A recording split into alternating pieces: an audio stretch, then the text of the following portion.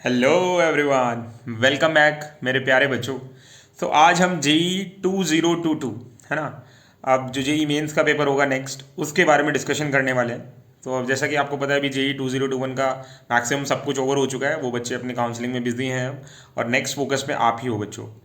सो यहाँ पर सबसे बड़ा पहला जो क्वेश्चन आ रहा है बच्चों की साइड से कि सर 75% जो बोर्ड्स का क्राइटेरिया है, अगर जनरल कैटेगरी में हो तो क्लास ट्वेल्थ में 75% मार्क्स होने चाहिए।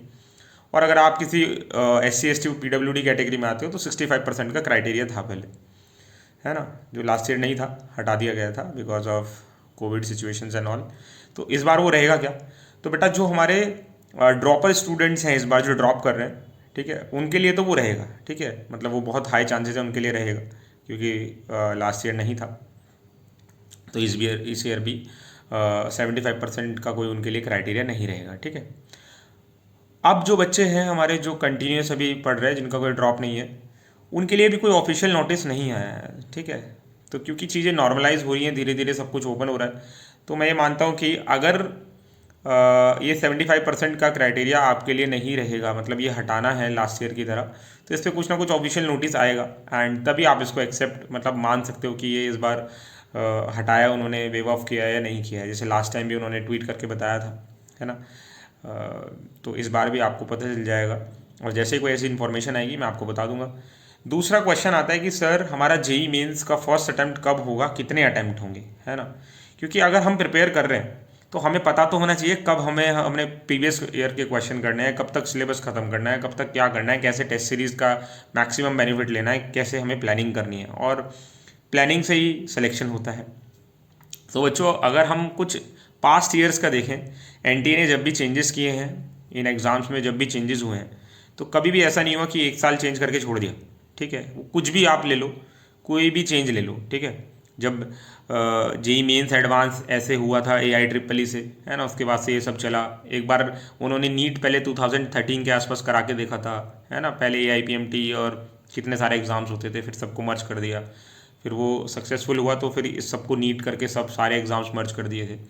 तो जितने भी चेंजेस होते हैं वो 2-3 साल तक रहते हैं, है ना। और अभी भी कोविड की सिचुएशन को अगर हम देखें तो बहुत सारे बच्चे अभी तक हमारे ऑफलाइन क्लासेस में नहीं पहुंच पाए हैं, और इतनी सारी प्रॉब्लम्स भी हैं। ठीक है। तो इन सबको देखते हुए मैं ये मानता हूँ कि अभी भी आपके अटैम्प्ट जो हैं वो 4 ही रहने वाले हैं 2022 में।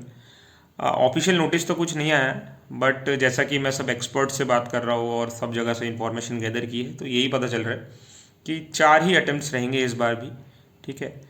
और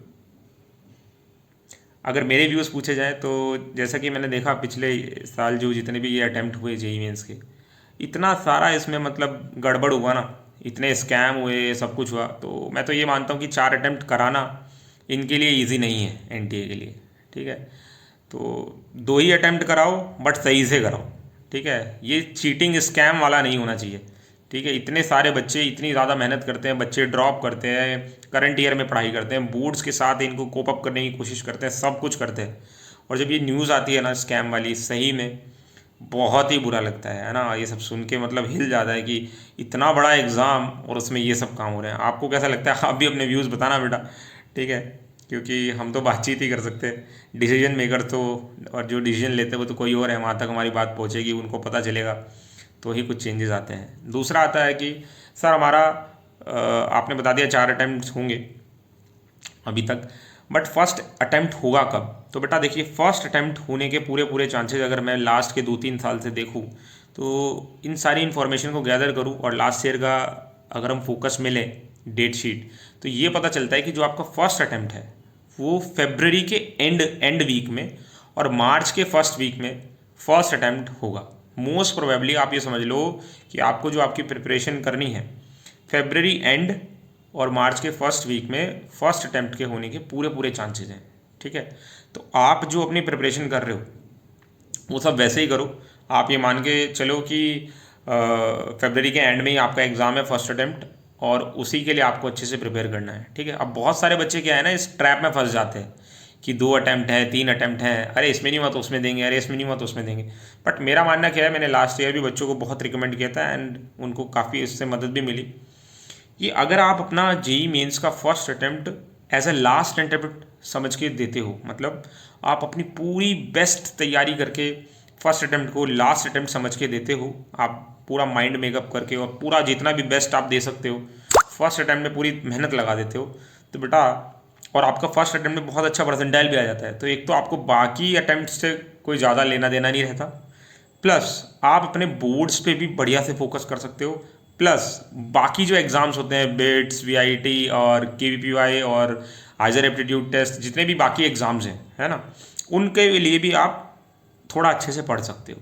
ठीक है, तो जेई मेंस जो 1 है, अगर उसको कोई बच्चा बहुत अच्छे से देता है और उसमें एक बहुत अच्छा परसेंटाइल स्कोर करता है, 99 परसेंटाइल से ऊपर परसेंटाइल स्कोर करता है, ठीक है, तो उसकी टेंशन काफ़ी कम हो जाती है। दूसरी चीज़, कॉन्फिडेंस बूस्टअप हो जाता है, और आपको पता है कॉन्फिडेंस बूस्टअप अगर आपको एक बार हो गया तो फिर तो गाड़ी चल जाती है, मतलब फिर हर एग्ज़ाम में आप अच्छा ही स्कोर करते हो, क्योंकि आपको पता चल जाता है कि yes you can do it, है ना।